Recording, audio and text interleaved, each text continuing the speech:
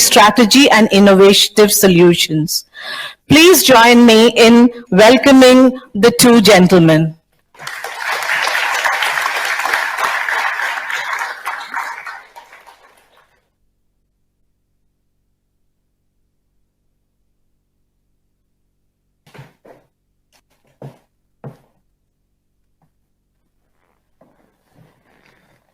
Mr. Lokesh, can you guys hear me? Is it audible? They can hear me. All right.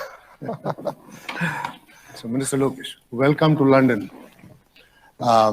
It's a privilege to have a visionary leader, a technocrat, someone who's always been a grassroots reformer amongst us today. And so thanks for joining us. The story of Andhra Pradesh is very well known. You have very quietly but very confidently taken the state to different level altogether. And the Vision 2047, whether it is the 2.4 trillion ambition and all the numbers that I saw in the presentation by Abhishek, but it was also pretty evident to me that you are not just chasing numbers, you are architecting a future. And while we will unpack in our conversation the story of Andhra Pradesh, I think it will be a great way to kickstart our conversation by also learning a little bit about your personal journey, the man behind the vision, and somebody who I believe is equally comfortable with GDP numbers and spreadsheets at the same time decoding AI. So it'd be amazing to hear your thoughts. No, thank you very much. Thank you, CII. Thank you to the Indian High Commissioner and his entire team for hosting me here. Really appreciate it. Just to quickly, before I jump into my background, I know Abhishek stole my thunder by making the presentation.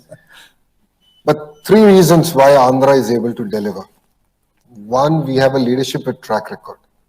Our Chief Minister requires no introduction. He's done it in the past with a combined state. He's doing it all over again with the new state. 2, speed of doing business. There's no state in India that's talking about it. Everyone's talking about ease of doing business. But let's understand it now.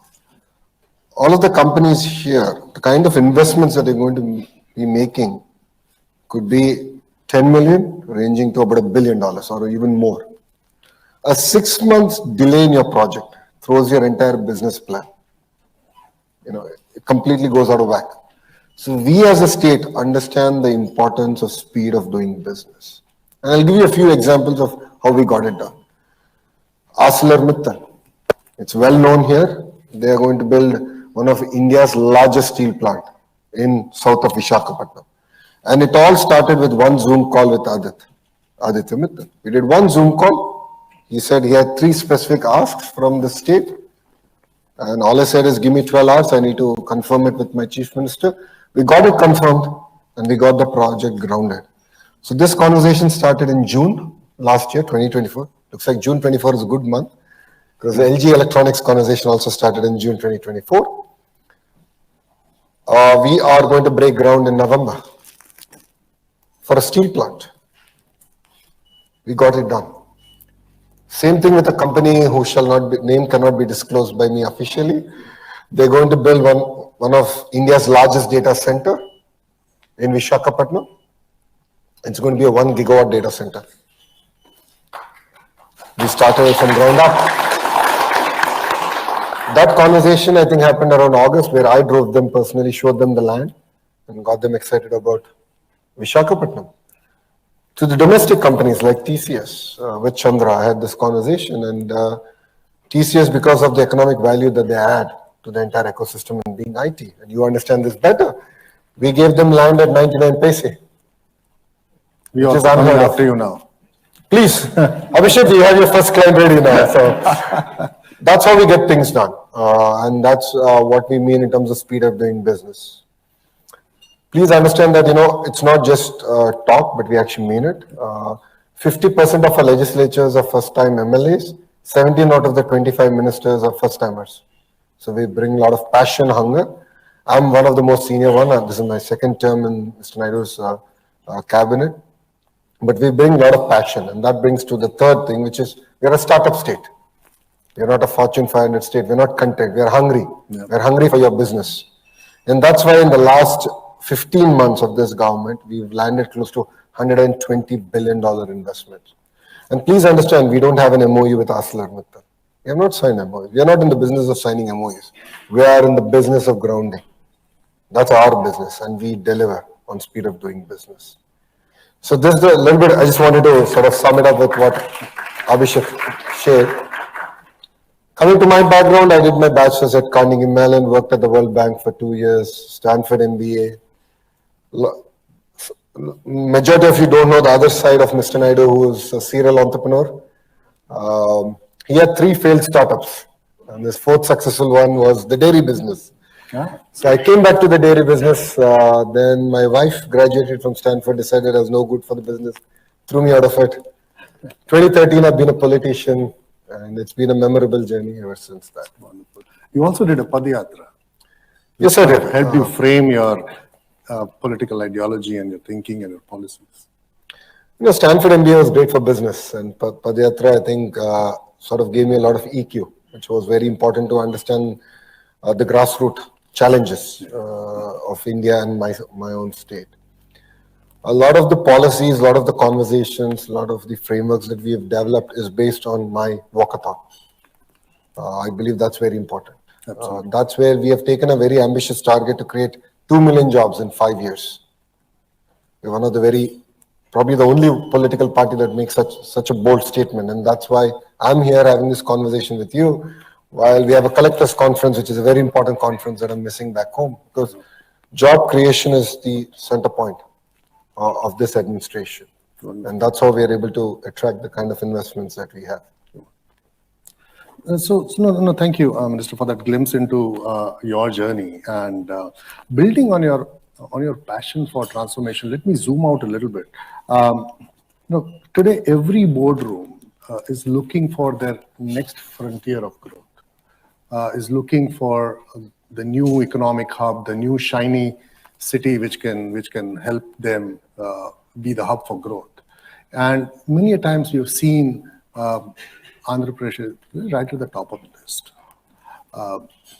So as you look into the future, you told me that a lot of your ministers are younger and you're probably one of the older ones, and I'm very surprised at that. You have such a long career ahead of you. How do you see things evolving for you beyond just the numbers that we all heard, and for Andhra Pradesh? No, if you look at the map, Andhra Pradesh is a peculiarly long state. We have the second longest coastline in India. And being a long state, it lends itself up for decentralized development. So what we have is, cluster-based approach. And I believe that that's very important for ecosystems to not only survive but thrive. So we've built an automotive ecosystem, of course, anchored around Kia. In the southern part, we have an entire ecosystem being built around drone. We have an ecosystem around renewable energy, solar, wind, pump storage projects. We have an ecosystem around electronics, semiconductors in that. And then we have an entire ecosystem around CBG, compressed biogas. The Quantum Valley, as Abhishek just shared, that's one. Aqua is another big thrust area for us as a state. Steel City, led by ArcelorMittal. We have a pharma city, medical devices city, chemical city. So we are able to build all these ecosystems because I believe in the importance of vertical and horizontal integration. Now, what do I mean by it? Now, let's take a mobile phone as an example. The chassis of a mobile phone, the casing, the glass, the camera module, the lens, the battery, the touch screen. These are all again independent manufacturers who then Foxcons of the world bring together and make an iPhone or any other mobile device. What I see is missing is clusterization. And I believe in the power of 100-kilometer radius. We build the entire ecosystem and build it out with a lot of detailing. That's what we've succeeded in Andhra Pradesh. We've started on the journey. We're building it out, and that's our verticals. Now, horizontal is where education comes in, where skills come in, where testing facilities come in. So that's the only way by which we can ensure that these ecosystems thrive. And that's exactly what makes Andhra Pradesh different from the other states in India. And you bring a very unique vantage point in your role where you not only lead IT, you also lead human resources. Because I believe they go hand in glove, particularly in the business that I am in. I know this so well. And our say Tech Mahindra's relationship with Mahindra has been deep and growing.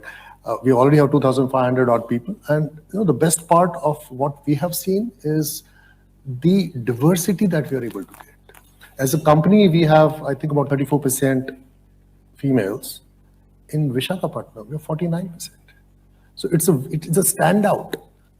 It kind of goes to show the importance that has also been given to education and women's skill development. And that links so closely with all IT. Do you see it also that way, that human resources and IT for you are going hand in glove? IT is for India, education is, or HRD is for Bharat. And I'm having to bring both together. Yeah. That's where I think one of the slides, Abhishek spoke about Naipunyam. Naipunyam is a very interesting experiment, if I may, which we're going to launch in October, where we're trying to match the supply and demand, where I have youngsters who are well-educated, who are searching for jobs, and then there's demand. I'm going to do the matchmaking, but we are building skill development into it, where assessment will be done, where state will guarantee that, in IT, this is the kind of level that this person is at. And then what is the skill intervention that's also required? The state is willing to do the skill intervention on your behalf. So I think Andhra Pradesh is uniquely positioned to deliver that, and will be one of the very first states to do it. And that's what will make us very different. And thanks for giving that very vivid description about the state and the future and the kind of scale that you're envisaging. I think AI is going to be very important, and today no conversation is complete without the word AI. So the scale that you're aiming for, I believe AI can be a game changer. And I also heard you investing in quantum, which I'm not sure, maybe I'm misinformed, but I'm not sure any other state is thinking as deeply about AI and quantum. I heard Quantum Valley coming up in Amravati. Would love to hear your thoughts on how you believe you can harness AI as maybe a core engine of your growth.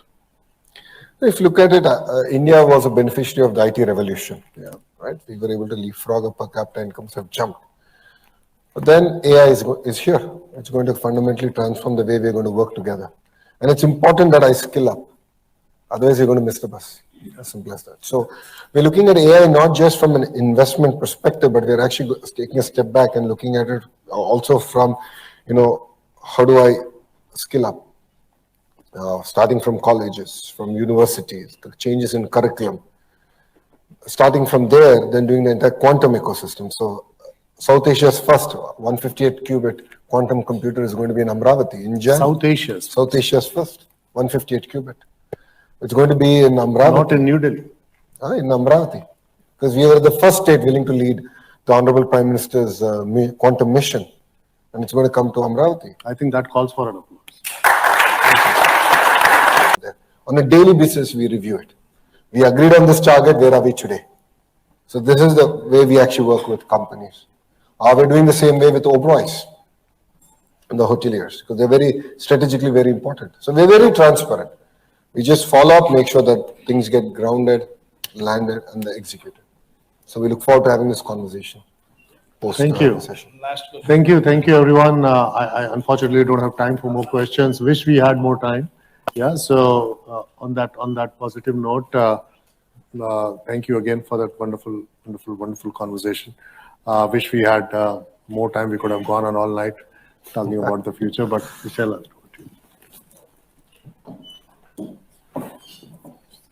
Thank you, sirs, for the most visionary, engaging, and interesting conversation. I am conscious of the time, so we'll just move on to the next part, which is the last part of the formal part of the evening. And we are, the CII is launching the Honorable Minister is going to launch the CII report titled very interestingly, Indian Roots, British Soil. So this is a story about Indian companies creating jobs and livelihoods in the UK, especially at a time when the UK is undergoing a cost of living crisis. For this, I would now request Mr. Shujit Ghosh, Deputy High Commissioner, Mrs. Nidhi Mani Tripathi, Minister Economic, Indian High Commission of India, and one of the main negotiators of the Comprehensive Economic Trade and agreement between India and the UK. So very important people amongst us. And also I would like to invite Mr. Pankaj Munjal, Managing Director, Hero Cycles, and Mr. John Renard, President, Scient Europe, who are members of the CII UK India Business Forum, to join us on the stage to launch the CII's new report, Indian Roots, British Soil.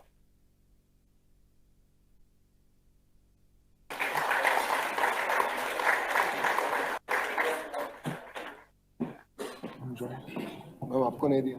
Can we get one more report, please? Oh, thank you so much.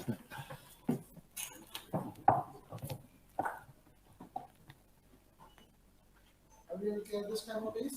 Smile.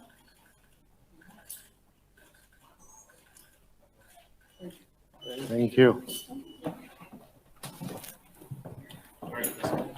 Thank you very much, ladies and gentlemen. And I would like to close the formal part of the evening today and not stand